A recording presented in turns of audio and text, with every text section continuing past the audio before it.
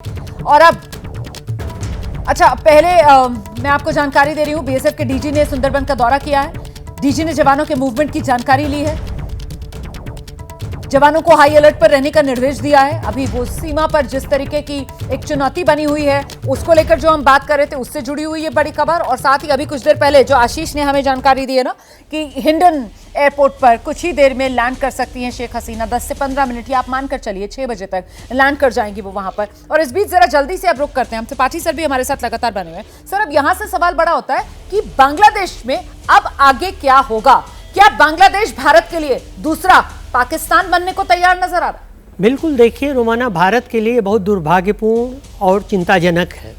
दुर्भाग्यपूर्ण इसलिए कि बांग्लादेश शेख हसीना के नेतृत्व में बांग्लादेश भारत का बहुत अच्छा मित्र रहा है जी। और अब चिंताजनक इसलिए है कि अगर वो मित्रता की वो कड़ी ही ख़त्म हो जाती है शेख हसीना, तो अब क्या है कि अब बेगम खालिदा जिया रूल करेंगी, परोक्ष रूप से या प्रत्यक्ष रूप से। आपको ये बता दें कि बेगम खालिदा जिया के, आपको याद होगा, उनके हस्बैंड जो थे जियाउर रहमान, वो खुद ही सेना के थे और बेगम खालिदा जिया की अब भी सेना से और कट्टरपंथियों से बहुत अच्छे संबंध हैं। तो अब ये माना जा सकता है कि शायद एक बात बताइए मुझे, इस साल ही 24 में चुनाव हुए थे जनवरी में बांग्लादेश में, है ना? और उससे खालिदा जिया जिनका आप जिक्र कर रहे हैं उनकी पार्टी ने चुनाव का बहिष्कार कर दिया था, बॉयकॉट किया था, हिस्सा ही नहीं लिया था। तो क्या वहीं से नींव डल गई थी शेख हसीना के विरोध की? और क्या ये पूरा का पूरा जो आरक्षण वाला मामला है ये महज एक आप कह सकते हैं कि बहाना या दिखावा, और दरअसल इनका निशाना ही शेख हसीना और शेख हसीना को सत्ता से हटाना? ये सारा देखिए स्टेज मैनेज्ड है। पहले ठीक है वो आरक्षण जो हुआ, आरक्षण गलत था।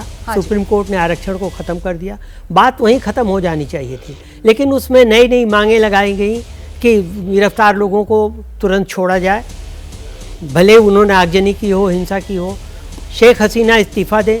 और इसके पीछे देखिए, मैं जनरल कुलकर्णी की बात से पूरी तरह सहमत हूँ कि आप देखिए जियो पॉलिटिकल स्टेज में भारत के एक और पाकिस्तान था दुश्मन, पश्चिम में, उत्तर में चीन, पूर्व में बांग्लादेश था मित्र, दक्षिण में मालदीव था, मालदीव और श्रीलंका जो कि ऊपर नीचे होते रहते हैं जिनके साथ रिलेशन।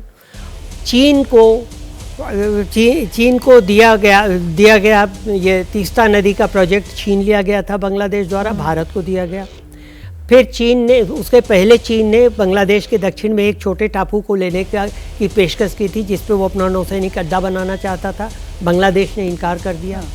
तो अब चीन के और पाकिस्तान के दोनों के हित में था कि भारत के पूर्व में भी एक दुश्मन गवर्नमेंट बैठा दी जाए ताकि भारत एक तरह से चारों ओर से घिर जाए। हाँ। ये बहुत बड़ा हमारे लिए चैलेंज और संकट है। तो वोरा सर, यहाँ जिसको हम डिकोड कर रहे हैं कि देखिए किस तरीके से ये दुनिया के नक्शे पर ये सियासी शय और मात का खेल, वो बिसात जो बिछाई गई है, तो इसमें अब ये पूर्वी हिस्से में भी भारत के, जहां पर एक मित्र देश बांग्लादेश, वहां पर अपनी नापाक साजिश में वो नापाक पाकिस्तान और उसका वो मित्र चीन, वो कामयाब होते हुए नजर आ रहे हैं सर?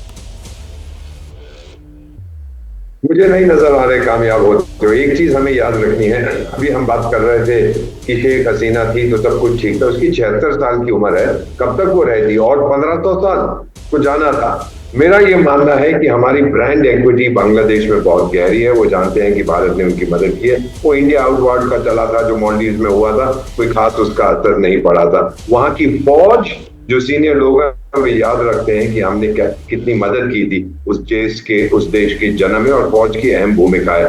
तो मैं नहीं ये समझता कि वो चीन को बेच दे देंगे, पाकिस्तान को बेच दे देंगे, अमेरिका को दे देंगे। क्यों? उनको क्या फायदा होने वाला है उससे?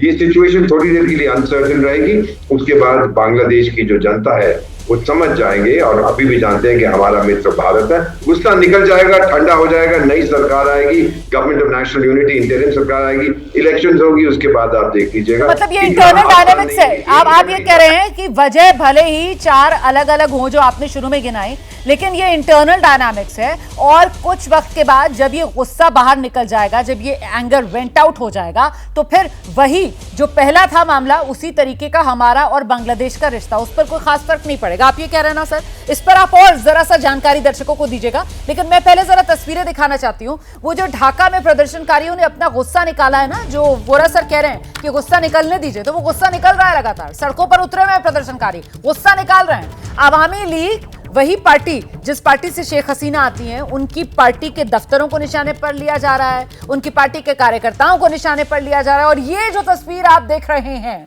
ये प्रदर्शनकारियों ने बंगबंधु मेमोरियल, मतलब शेख हसीना के पिता शेख मुजीबुर रहमान, उनकी याद में जो बंगबंधु मेमोरियल बना हुआ है ढाका में, उसको आग लगा दी।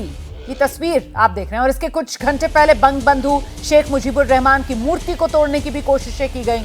तो मूर्ति इतनी मजबूत थी, चाहकर भी प्रदर्शनकारी उसको तोड़ नहीं पाए, लेकिन कोशिश प्रदर्शनकारियों की तरफ से कोई छोड़ी नहीं गई। देखिए किस तरीके से लाठी डंडे लेकर प्रदर्शनकारियों का हुजूम, इस मूर्ति को घेरा हुआ है, इस मूर्ति पर चढ़ गए, कंधे पर पहुंचे, हाथ में हथौड़ा लेकर प्रदर्शनकारियों ने मूर्ति का सिर और चेहरे पर खूब वार किए। तो ये मूर्ति आप देख रहे हैं, और दूसरी तरफ ये आग की लपटें, ये बंगबंधु जो म्यूजियम है उसको जलाकर खाक करने की कोशिश।